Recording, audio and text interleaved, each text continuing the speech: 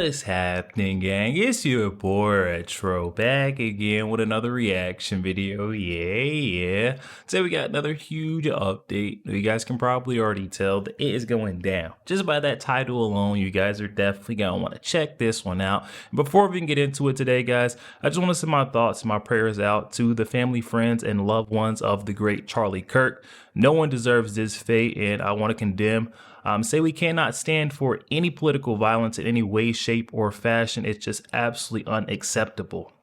But guys, today we're seeing yet another sanctuary city Democratic official, this time the LA Mayor Karen Bass, fighting against the Trump administration's efforts to clean up the crime and migrant crisis in her city, guys. And I'm excited to get into this one, so we're now straight into it. All I ask that you guys please hit that like button, hit that subscribe button, and without further ado, hop straight into it, folks. Check this one out. This story, a huge deal out here in LA. In a 6-3 decision, the Supreme Court now clearing the way for roaming immigration sweeps here in LA to resume once again, at least for now. That coming after lower courts first blocked the administration from carrying out these raids back in July, saying they were discriminatory. Obviously, this is a big change. Senior national correspondent William Lajeunesse is topping off this hour with this breaking news for us out of LA. What do we know, William?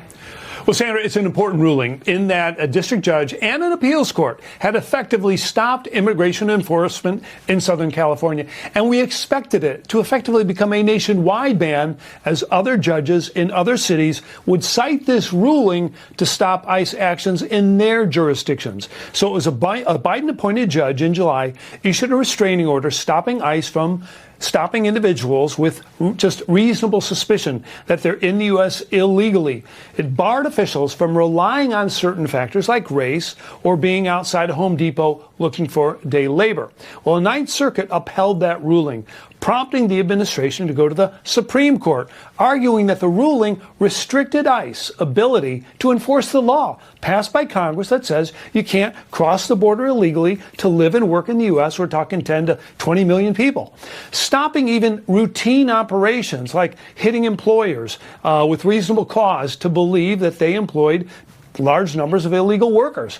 So Justice Brett Kavanaugh wrote in his concurring opinion that race or ethnicity alone cannot be a reason to stop someone, but it can be considered along with other factors informing reasonable suspicion to stop someone for illegal immigration checks, such as where people gather and what jobs they are working in.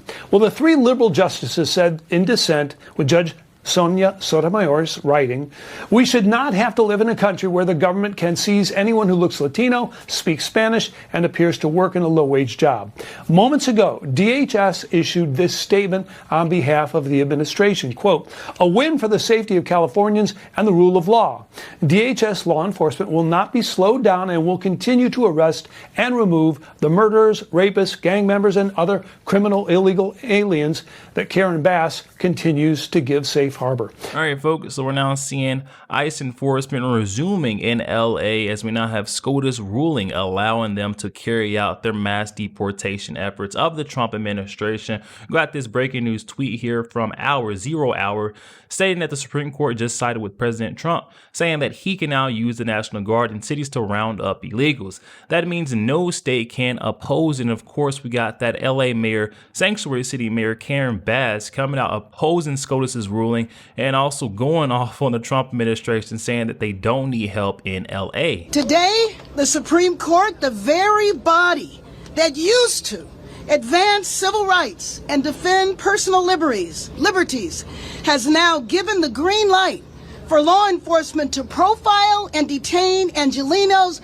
based on their race. I want the entire nation to hear me when I say this isn't just an attack on the people of Los Angeles. This is an attack on every person in this city and in every city in our country. Justice Sotomayor said it best in her dissent. She wrote, we should not have to live in a country where the government can seize anyone who looks Latino, speaks Spanish, and appears to work in a low-wage job. Rather than stand idly by while our constitutional freedoms are lost, I dissent.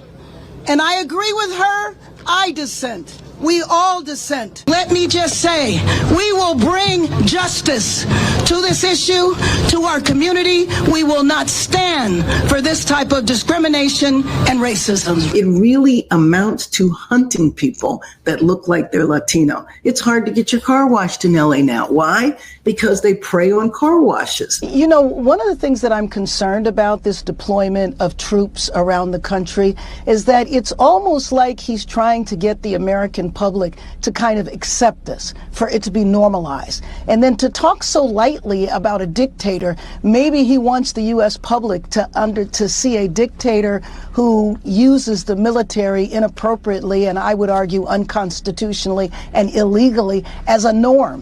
Well, I call it a political stunt. If you want to call it a dog and pony show, go right ahead. Same thing.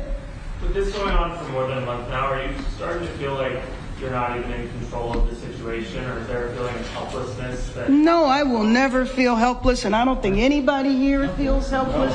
That's not in our DNA. We're going to continue fighting. Summer of resistance. NRC started the summer. You're going to go to work? Mayor Bass, he's calling for you to get used to it. What is your... I'm not going to get used to it. I'm not going to get used to it because last I checked, I was elected to be mayor of the city. That did not include a federal takeover. So either you believe in democracy or you don't. So we can see Mayor Karen Bass is still out of touch when it comes to the latest SCOTUS ruling allowing ICE to resume its immigration enforcement across our nation.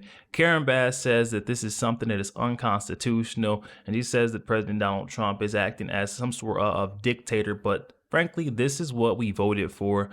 We voted for this immigration enforcement. We've seen the way that Biden allowed our borders to be infiltrated, invaded by these illegal migrants. And now it's time to clean up our streets, no matter what they're saying. And of course, we've got mainstream media outlets like MSDNC absolutely losing their stuff, quick to play that race card when it comes to SCOTUS's latest ruling. So here's the thing. This is going to come for everyone. That's the point about authoritarianism.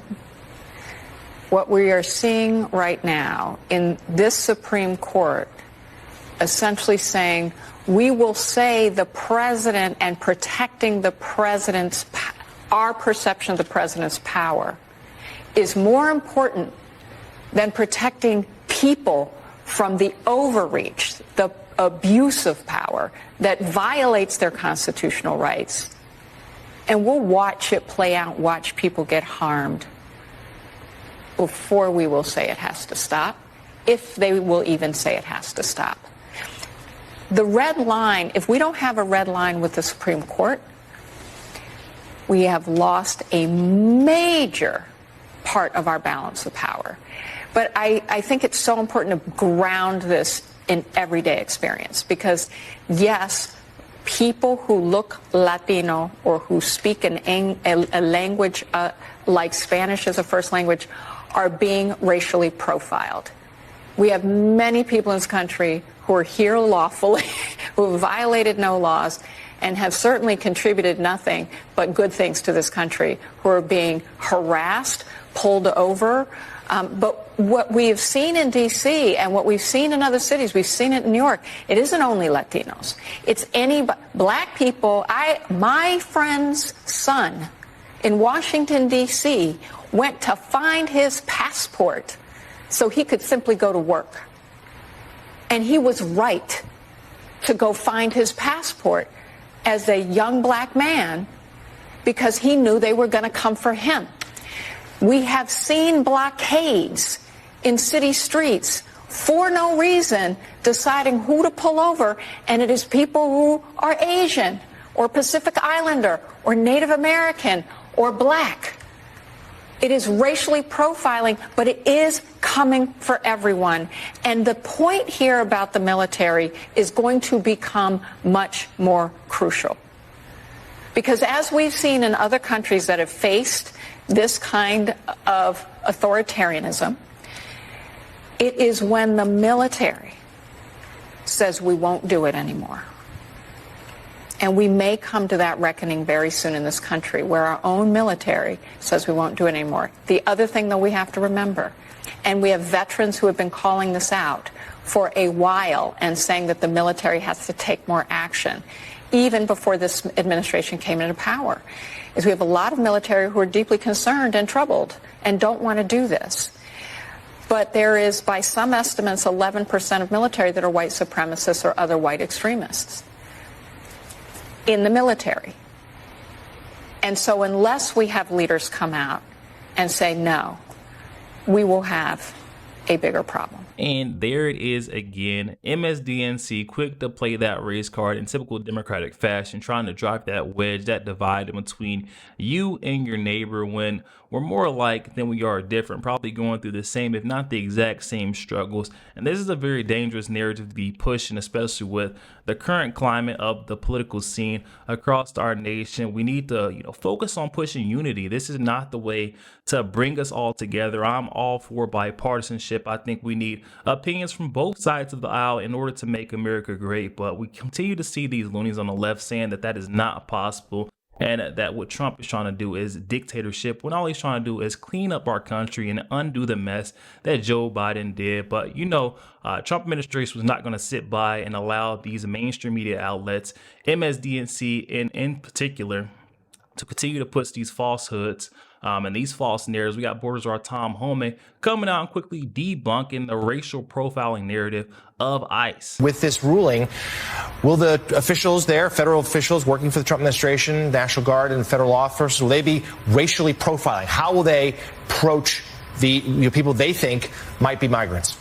Well, first of all, it's a false narrative. We don't racially profile people to arrest them. I've been clear from, in the soundbite she just says 70% of people we arrest are not criminals. It's the opposite. Every morning I come to work, I go through 22 pages of data showing what's happened in the last 24 hours. Here are the facts. 70% of everybody we arrest is a criminal. But the left says, well, they're not criminal enough. No, they're criminals. Who are the other 30%? There are national security threats. We've arrested thousands of national security threats. Most national security threats don't have a criminal history, but there's significant danger to this country. Who are the others? They're gang members with no criminal history. Or they're people who have final orders, who had due process at great taxpayer expense, were ordered removed by a federal judge and didn't leave. They're being arrested too. So this false narrative being pushed is a reason why there's over a 1,000% increase in the assault on ICE officers. So the Supreme Court agreed with us yesterday on how we do these operations. I said from day one, we don't arrest somebody or detain somebody without reasonable suspicion. And reasonable suspicion has a group of factors you must take into consideration.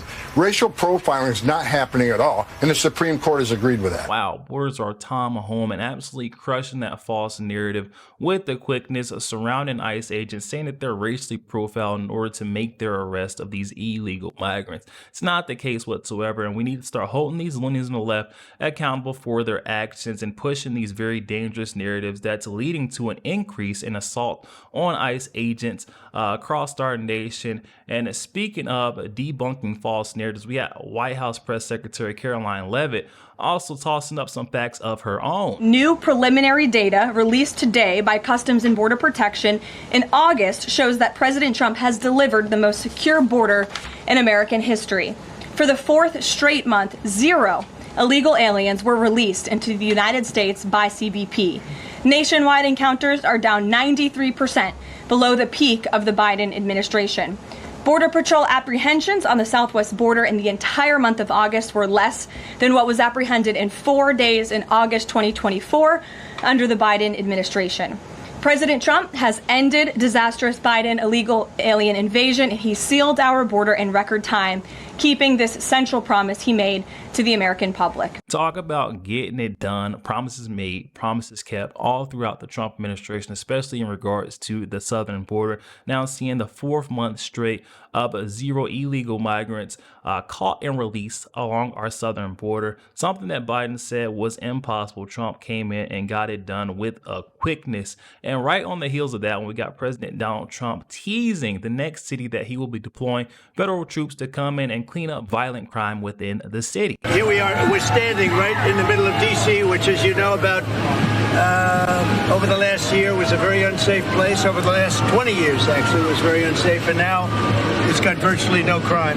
We call it crime-free. We're going to be announcing another city that we're going to very shortly. We're working it out. The governor of a certain state would love us to be there, and the mayor of a certain city in that same state would love us to be there. We'll announce it probably tomorrow, and it's going to be something where we'll do like we did here. But this city, here I am standing out in the middle of the street. I wouldn't have done this 3 months ago, 4 months ago. I certainly wouldn't have done it a year ago. Yo, there we have it, guys. Oh my goodness. Seeing that latest SCOTUS ruling, having that LA mayor Karen Bass up in arms. She's still vowing to fight against the Trump administration every step of the way, which if we've learned anything by now, that spells out nothing but trouble. But we'll definitely cover any updates to come right here with your boy RetroStef. Also seeing President Donald Trump hitting at the next city that he's stopping at for a federal cleanup, sending and deploying their troops. We've seen the great work that was done, carried out in DC. Now we're seeing efforts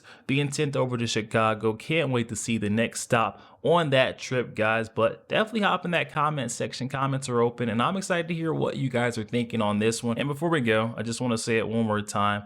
My thoughts, my prayers, best wishes are with the family, the friends, the loved ones of the great Charlie Kirk. It's truly a sad story. We never want to see anyone with a fate like that, especially for simply truth telling. I mean, Charlie Kirk was an America First patriot, a guy that was not scared to put it all on the line. And he's going to get the truth across, no matter the means, no matter the crowd. Who was there, he's going to speak exactly how he felt. And most of the time it was the truth. So this is definitely a very sad situation. And again, my thoughts, my prayers, my condolences goes out to his family, his friends, and his loved ones, guys. But make sure you please hit that like button, hit that subscribe button. If you'd enjoy more content like this, catch you guys on the next week.